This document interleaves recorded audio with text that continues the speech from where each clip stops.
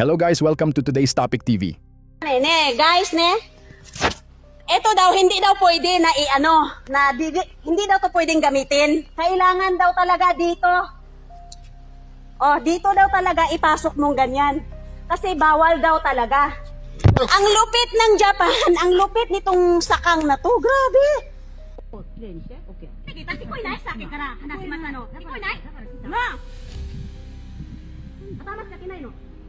Baka. Ayaw mo, Diyos ko. Mga ano sila na.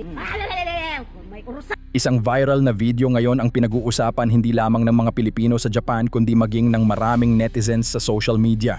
Isang Pinay ang umani ng matinding batikos matapos siyang makipagtalo sa isang 81 anyos na Japanese at kalaunan ay sa isa pang Japanese woman at isang kapwa Pilipina. Ang ugat ng lahat, isang simpleng pagtatapon ng basura na nauwi sa mainit na komprontasyon. Ano nga ba ang buong kwento? Alamin natin. Bagong lipat lamang umano ang naturang Pinay sa isang residential community o danchi sa Japan. Tulad ng karamihan sa mga komunidad sa bansang iyon, napakahigpit ng kanilang mga patakaran pagdating sa tamang paghihiwalay at pagtatapon ng basura. Habang itinatapon ng Pinay ang kanyang mga plastic bottle, napansin umano ng isang matandang Japanese na mali ang kanyang paraan ng pagtatapon. Bukod sa hindi pa natatanggal ang label ng mga bote, inilagay rin umano ang basura sa bahaging hindi dapat paglagyan.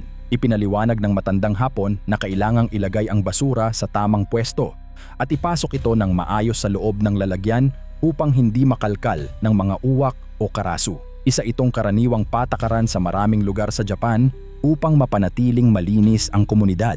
Ngunit sa halip na matapos ang usapan sa simpleng paliwanagan, tila doon pa lamang nagsimula ang tensyon. Sa video, maririnig ang Pinay na paulit-ulit na nagsasabing aayusin naman daw niya ang kanyang itinapon at tila naiinis sa paulit-ulit na pagsita sa kanya. Oh, dito daw talaga ipasok mong ganyan. Kasi bawal daw talaga. Ang lupit ng Japan, ang lupit nitong sakang na to, grabe. Oo. Grabe, talagang binaanuhan ako kasi ito daw bawal dito magtapon, guys. Oh my God. Palakpak manong. Grabe. Tapos ito din, napakahigpit. Tapos sinaway ako kasi ito daw, kailangan daw talagang tanggalin. Kailangan daw talagang tanggalin. So, ganon. Habang tumatagal ang usapan, lalo itong naging mainit. Dumating pa sa punto na nagtaasan na ng boses at narinig pa ang ilang masasakit na salita na binitiwan laban sa matandang Japanese. Dahil sa nangyayari, lumapit ang isa pang Japanese woman upang tumulong sa pagpapaliwanag. Maya-maya pa, isang Pilipina rin na matagal nang naninirahan sa lugar ang nakiusap sa viral na Pinay na sundin na lamang ang patakaran at hinaan ang kanyang boses. Bawal daw dito magtapon, kailangan doon daw magagaling. Sabi ko, huwag ka mag-alala kasi aayusin ko. Ay, hindi. Aayusin ko. Kasi iayusin mo naman yan, be. Anong munday dyan? Dito lang talagang urusay. Hindi, so rinその前からこの書いてがね、本当に開けないの。シャクショね、呼んで、シャクショね、言って。ね、そうじゃなくて、それが守るの。守ろけど、このロイスは嫌だの。もう嫌だの。このぐらいだけ問題はね。違う、ちょっと待って、来てね、来て。これね、おかしいだよ。違う、おかしい。 Guys, tignan nyo ha, explanation ng Pilipina ha. Ganito ha, marami tayong basura dito. ちょっと待ってね、来て。この、なんでか、ここ入れるのゴミ。ここ余ってるなら、カラスが取っちゃったの。そういう意味で、私言ってたね、さっき。そう。心配しないで、私、もこ入れろだから。私、ちゃんと、何年ぶり日本なの、そんでるの。お前、くねろ。じゃ、ちょっと待ってね、こねるしゅん。ダメだよ。 Hindi. ダメだよ。 Hindi, parang hindi tayo mamaano sa Hindi kanila. yun. Mukhang kinay no. Sigaw. それがもうちゃんと入れろからもこ。違う。ちゃんと分かってるだからどんな。わかるけど、うん ang ibig niyang sabihin lang, そのゴミが、カラス取った時も、だから言ってたの。ちゃんともこ入れろから。どこが問題の？ kaya nga, 問題ないけど、どこが問題の？ これが問題はこれね。関これ係ないだよ、それは。関係ある。だから、市役所からこっちから見たの。どんな私やってたの。hindiじゃないよ。hindiじゃないよ。違うじゃないよ。 mali. どこがmali? Hindi, parang hindi tayo maano. Hindi nga, be. Isa akong kaigo. Alam ko kung paanong proseso. Kaigo o kung sa kaigo ka. Alam na Ayaw kong... Ne. すごいってかないだよ、もうこがいだの。私、掃除やってろだよ。Saan ka ba nakatira?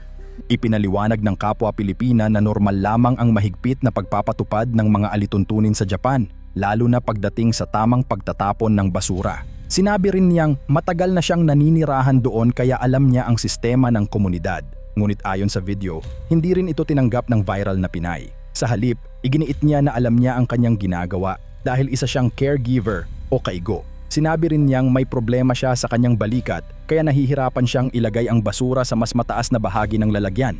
Gayunman, ipinunto ng iba na kahit may nararamdamang pananakit, maaari naman sanang mahinahon itong ipinaliwanag at humingi ng kaunting pangunawa sa halip na mauwi sa sigawan at mainitang pagtatalo. Mas lalong naging kontrobersyal ang video matapos marinig ng maraming netizens ang ilang salitang binitiwan ng Pinay. Kabilang na ang pagsasabing wala umano siyang pakialam sa ilang ipinapaliwanag na patakaran.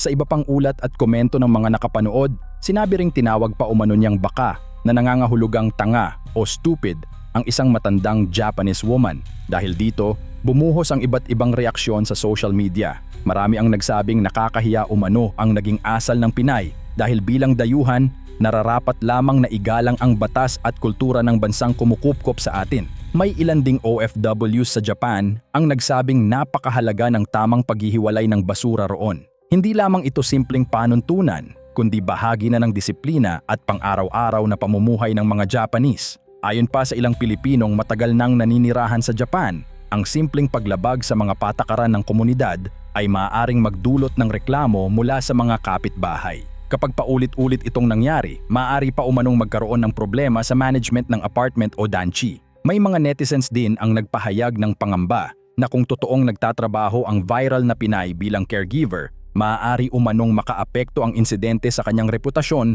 at maging sa kanyang trabaho, lalo na kung makarating ang viral video sa kanyang employer. Gayunpaman, wala pang opisyal na kumpirmasyon kung may naging aksyon na ang kanyang pinagtatrabahuhan. Samantala, kumalat din ang mga ulat na umano'y kumita pa raw ang viral na video sa social media at kalaunan ay nawala ang account ng Pinay matapos umano itong i-report ng maraming netizens. Sa ngayon, wala pang opisyal na kumpirmasyon kung totoo ang mga impormasyong ito, kaya dapat pa rin nating maging maingat sa pagbabahagi ng mga hindi pa beripikadong ulat. Sa kabila ng lahat ng ito, nagsilbing paalala ang viral na insidenteng ito sa maraming Pilipinong nagtatrabaho o naninirahan sa ibang bansa. Magkaiba man ang kultura ng bawat bansa, mahalagang igalang natin ang kanilang mga batas, kaugalian at mga simpleng patakaran. Kung may magtuturo sa atin ng tamang proseso, mas makabubuting makinig, magtanong ng maayos at tanggapin kung tayo ay nagkamali.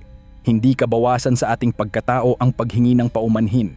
Sa katunayan, mas lalo nitong ipinapakita ang respeto natin sa bansang ating tinitirhan at sa mga taong nakapaligid sa atin. Ang lupit ng Japan, ang lupit nitong sakang na to, grabe. Oo, grabe, talagang binaanuhan ako kasi ito daw bawal dito magtapon, guys. Oh my God. Palakpak manong, grabe.